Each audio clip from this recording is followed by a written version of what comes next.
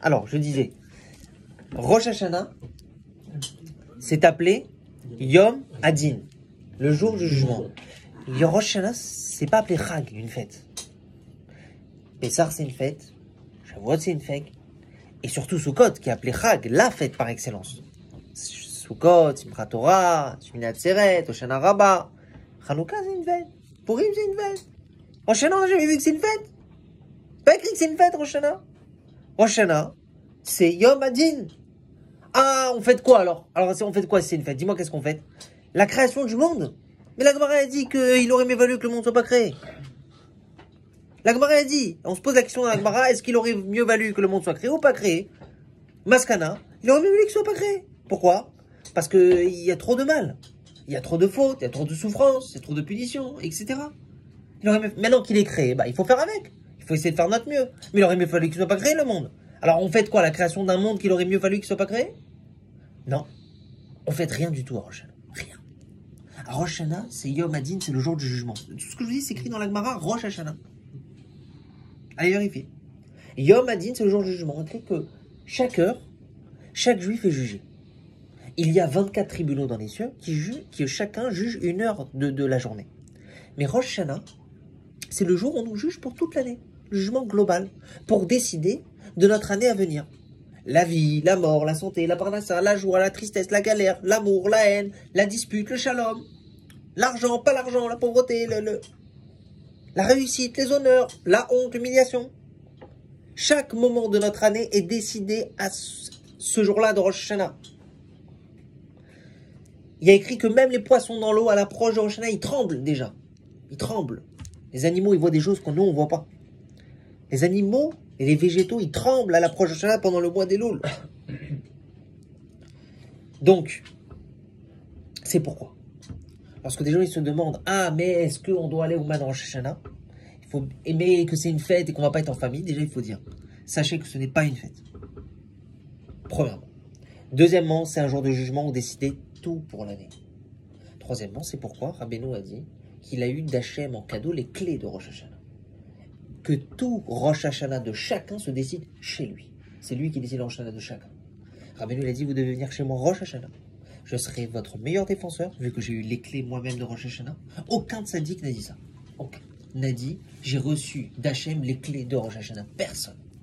Rabbeinu a dit, c'est pourquoi. Ceux qui viennent chez moi au Rosh Hashanah, je les fais passer en jugement en premier. C'est moi qui décide de l'ordre du jugement de tous les gens à Rosh Hashanah devant Hachem. Et ceux qui viennent chez moi, ils passent en premier. Et dès le premier Baréchou de Harvit, ils sont inscrits dans le livre de la vie. Baréchou est Hachem Mevorach de Harvit, le premier sortant en Rosh Hashanah. Déjà, c'est terminé votre jugement. C'est pourquoi il faut venir à Rosh Hashanah. Parce que celui qui vient à Rosh Hashanah, et c'est pareil pour sa femme, parce que l'homme et la femme, Ishtok et Goufo. On apprend ça. Dans la Gemara, on apprend ça au Kolen, Sanhedrin, Baba Kama, Baba Batra, etc. Que l'homme et la femme, c'est un, c'est considéré comme la même personne. Autodavar, Ishtok et Goufo. Et donc l'homme, il vient, avec l'Inchama de sa femme également, donc l'homme et sa femme. Quand l'homme, il vient, et il permet à sa famille, à lui, sa femme, ses enfants, sa famille, ses proches, d'avoir le meilleur défenseur pour ce jour terrible de jugement, ce jour redoutable, pour être inscrit dans le livre de la vie, pour avoir une bonne santé, la protection, la parnassa. Et on voit aujourd'hui dans le monde qu'on vit, comme il a dit Arnaud, c'est un monde très étroit, c'est pas un monde dangereux, c'est un monde très dangereux, matériellement, spirituellement, à tous les niveaux. C'est un monde très dangereux où les malheurs et les dangers nous guettent et ne sont pas petits et rares, malheureusement. Et donc, on a besoin d'un défenseur, d'un protecteur pour nous signer une bonne et douce année. Et qu'est-ce que tu as à perdre?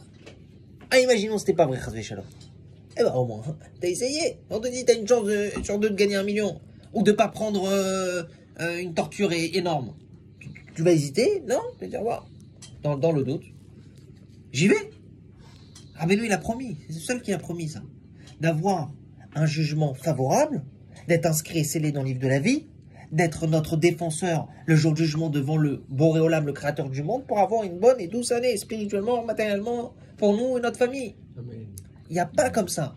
C'est ça qu'il faut expliquer aux gens. Si on a conscience de ça, alors on se dit, mais j'hésite pas. J'ai un jugement, je vais prendre le meilleur avocat, le meilleur juge, les meilleures chances de gagner. Ça, un avocat qui dit, tu as gagné déjà dès le début du jugement. C'est pour ça qu'on danse, en général, ils dansent.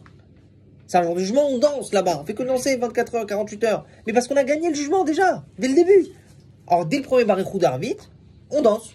Ben, on a gagné déjà. Tu as été acquitté de la peine de mort. Magnifique. Tu vas danser, tu vas faire les chaïm, tu vas danser, tu vas t'embrasser, tu vas... Mais c'est ça le Hémet. Et quelqu'un qui vient pas, c'est soit parce qu'il n'a pas compris ça, c'est pour ça que je fais cette vidéo, soit parce qu'il n'a pas compris ça sur Rosh Hashanah, il croit que c'est une fête de tremper une pomme dans de miel, et donc n'importe quoi.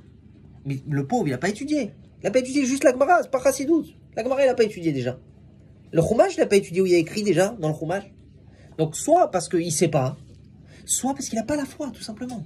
Il n'a pas la foi, il sait que Rosh Hashanah, c'est un jour de jugement, mais il n'a pas la foi que Rabbeinu, c'est le meilleur défenseur et qu'Hachem lui a donné les clés de Rosh Hashanah. Il pense que lui, il peut s'en sortir tout seul pour avoir une bonne et douce année.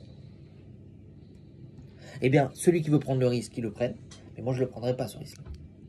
Au vu de ce que Dieu est possible dans ce monde, je ne prendrai pas le risque de tester sa colère. Ça, c'était une petite